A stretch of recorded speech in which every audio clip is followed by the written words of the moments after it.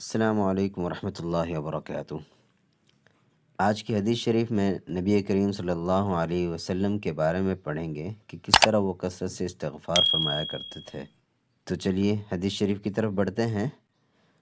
حضرت ابو ہریرہ رضی اللہ تعالی عنہ نے بیان کیا کہ میں نے رسول اللہ صلی اللہ علیہ وسلم سے سنا، نبی کریم صلی اللہ علیہ وسلم نے فرمایا کہ اللہ کی قسم میں دن میں 70 مرتبہ سے زیادہ اللہ تعالیٰ سے استغفار اور اس سے توبہ کرتا ہوں۔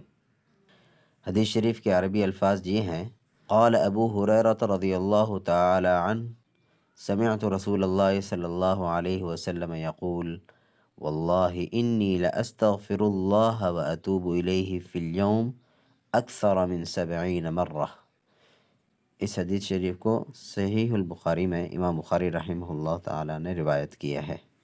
اللہ پاک ہمیں کثرت سے استغفار کرنے کی توفیق عطا فرمائے۔ والسلام علیکم ورحمۃ اللہ وبرکاتہ۔